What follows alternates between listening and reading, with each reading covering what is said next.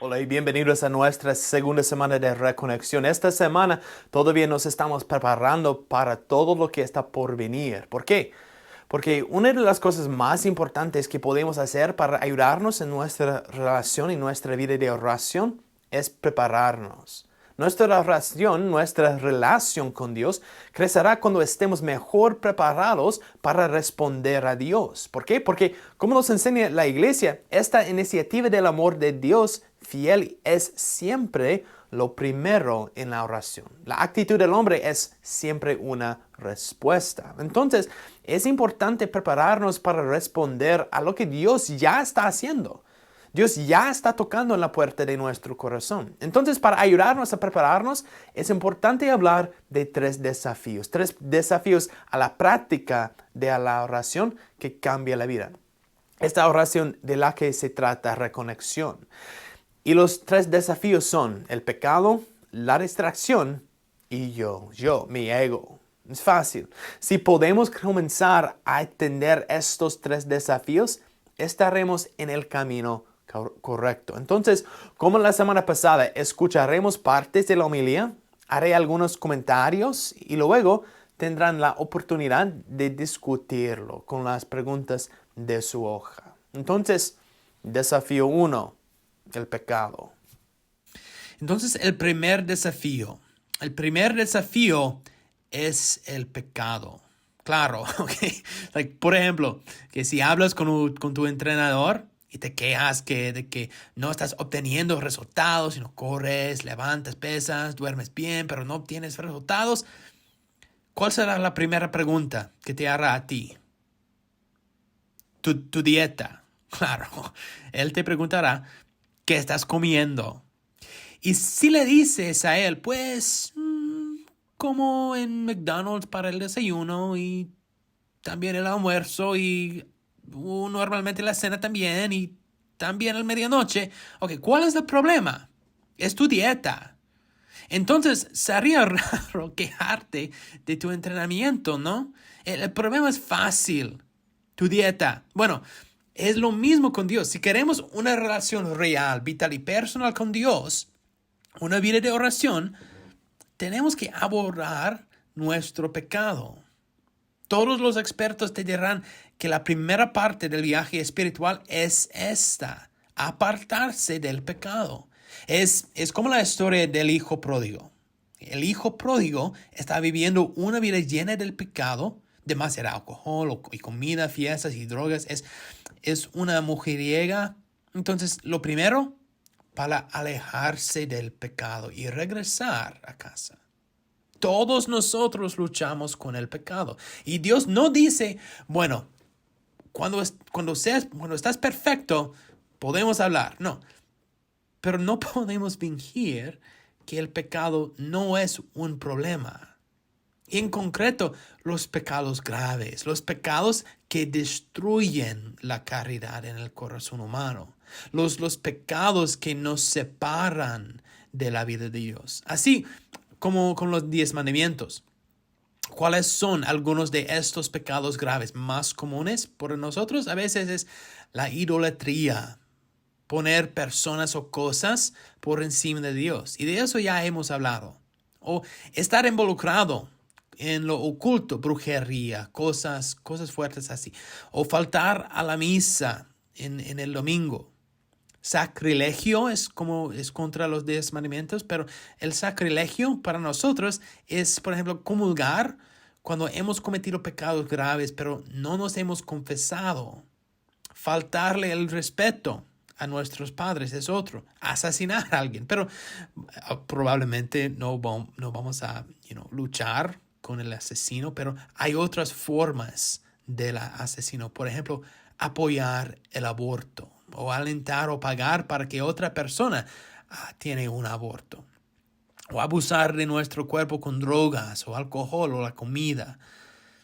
Otra es el mal uso de nuestra sexualidad, como el adulterio o las relaciones sexuales fuera del matrimonio, la pornografía y la masturbación, los actos homosexuales. Y es algo común entre las parejas casadas. esterilizarse intencionalmente con anticonceptivos o otros procedimientos médicos. Por supuesto, cosas también como robar o mentir o codiciar el cónyuge de otra persona y sus cosas.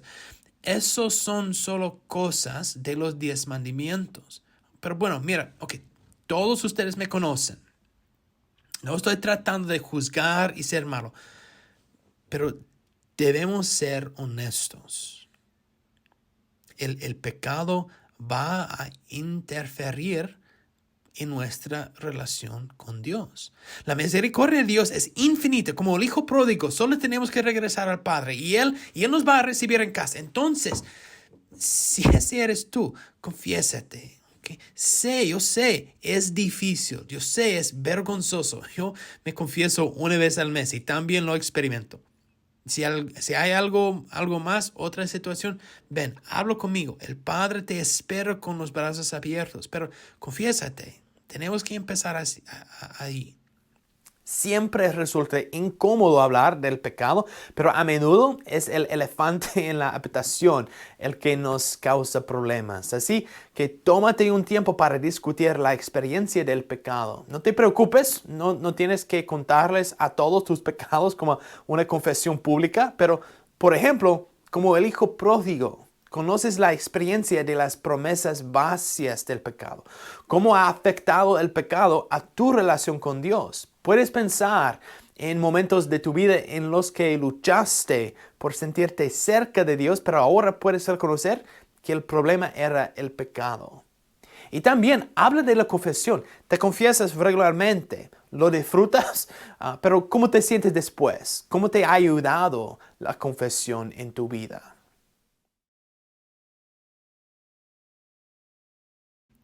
Bueno, el primer desafío, el pecado. El segundo desafío, así. En los Estados Unidos, alrededor del 10% de todos los accidentes con carros que resulten en muertes. Un poco más de 3,000 personas pierden la vida cada año en los Estados Unidos. ¿Por qué? Conducción distraída. Y no se trata solo de conducir. Somos culpables de conducir distraídos, sí, pero también creo que también somos culpables de vivir distraídos. Conducimos así porque vivimos así. Sabemos que no es así, pero así es como vivimos. Ahora sufrimos lo que los psicólogos llaman enfermedad de las prisas. Estamos constantemente apurados y llenos de ansiedad.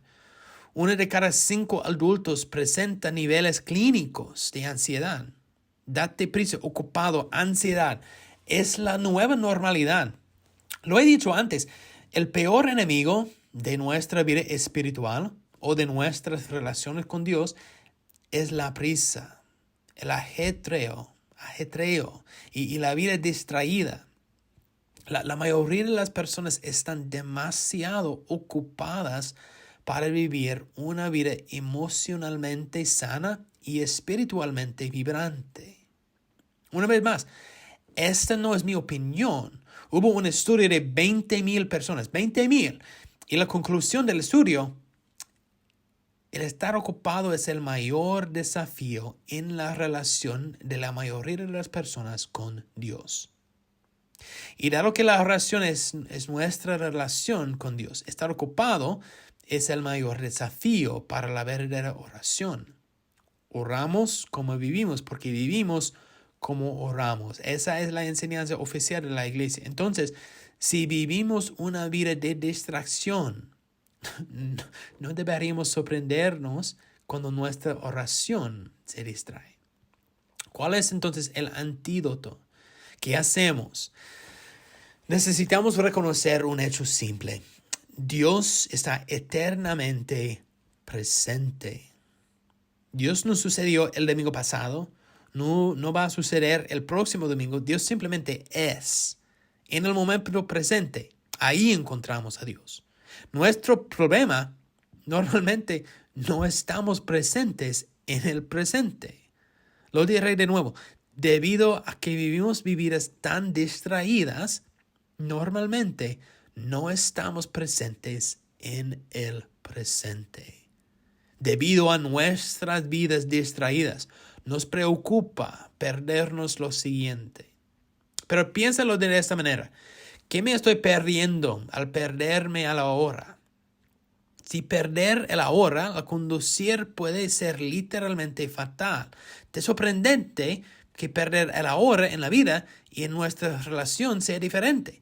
Debemos aprender a decir no a las distracciones y sí a Dios en el presente.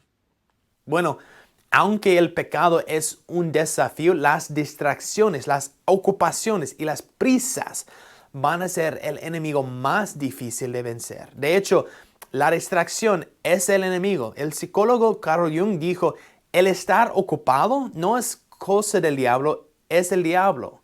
Otra mujer dijo una vez que si el diablo no puede hacerte pecar, te mantendrá ocupado. Y hay mucha verdad en eso. Tanto el pecado como el atrejo tienen exactamente el mismo efecto. Cortan tu conexión con Dios, con otras personas e incluso con tu propia alma. James Clear escribió que el camino a seguir es fácil. Una palabra, no. Dijo, la forma obvia de recuperar su tiempo es pagarle a alguien para que haga algo por ti. Por ejemplo, págale al mecánico para que cambie el aceite de tu coche. La forma menos obvia de recuperar su tiempo es decir no. No aceptar un ascenso podría comprarle más tiempo con su familia. No aceptar una invitación a cenar podría pagar el tiempo que necesites para hacer ejercicio. Y luego dice esto. Cuanto más claramente sepas cómo quieres pasar tus días, más fácil será decir no a las solicitudes que te roban las horas. Por eso que el domingo ha sido una parte tan importante de la tradición de la iglesia. Desde el principio, el domingo es un día apartado para Dios, pero también un día para que estemos libres del ajetreo y las distracciones de la vida. Entonces, discuten entre ustedes cuáles son algunas formas prácticas en las que podemos comenzar a superar nuestra vida de distracciones. ¿A qué podrías comprometerte personalmente o como grupo, incluso solo durante la próxima semana como experimento, para disminuir la distracción? Okay. El pecado es el primer desafío. Las distracciones son el segundo. Tercer desafío. Polonia experimentó un comienzo difícil del siglo XX. Los historiadores dicen que Polonia es el país que perdió la Segunda Guerra Mundial 2 veces. Primero ante los nazis y luego ante el comunismo. Y de niño creció en ese lugar el Papa II, el Juan Pablo II. Cuando él regresó a Polonia por primera vez como Papa, el pueblo todavía estaba siendo aplastado bajo el régimen comunista. Pero llegó Juan Pablo II y él dijo, ustedes no son quien dicen que son. Déjame recordarles quiénes son.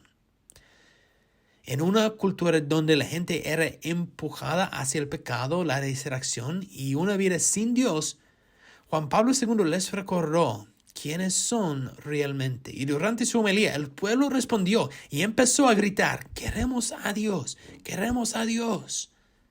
Una y otra vez, queremos a Dios. Mire, es cierto, queremos a Dios, pero fácilmente podamos pasar nuestros días concentrados en mí. La vida se trata de mí. Porque piensa, ¿quieres a Dios o quieres lo que Dios puede hacer por ti? ¿Quieres a Dios o quieres un genio en una botella que pueda conceder tus deseos? El tercer desafío que voy a enfrentar soy yo. Es el desafío que enfrentarás eres tú. Mira, ¿cómo vives tus otras relaciones, tus otras amistades? ¿Cómo vives? ¿Quieres a tu esposa o quieres que tu esposa te haga un sándwich o cuide a los niños? ¿Quieres a tu esposa o lo que tu esposa puede hacer por ti? Entonces pienso, ¿quiero a Dios o simplemente quiero mi propio genio personal. Mucha gente me dice que dejar de orar o de ir a la iglesia porque Dios no me escucha. Pero escucha, Dios no me escucha. No me escucha a mí. Sí. Una experta en la vida espiritual, Ruth Burroughs, dijo que deberíamos hacernos una pregunta. ¿Qué es lo que realmente quiero? Y tratar de escuchar honestamente la respuesta. Podemos estar bastante seguros, dice, de que la respuesta a lo que realmente queremos será algún tipo de satisfacción de nosotros mismos. La vida es que la dificultad es que no lo queremos a Dios. Queremos nuestra propia versión de Dios. Podemos querer una vida espiritual, podemos querer oración, pero no queremos a Dios. Igual, soy culpable yo. Queremos resultados de nuestra oración, progreso, queremos recibir algo de la oración. Pero, como dice Ruth Burroughs, la verdadera oración significa querer a Dios, no a nosotros mismos. Tenemos que estar dispuestos a dejar de lado nuestro propio criterio de lo que es la oración. La verdadera oración deja de lado los controles. Aprender la verdadera oración significa morir al egoísmo y al yo, la determinación y la realización personal y dejar que Dios nos recree en el amor de una manera que solo Dios puede hacer. Para muchos de nosotros, Dios es la versión religiosa del genio de Aladdin.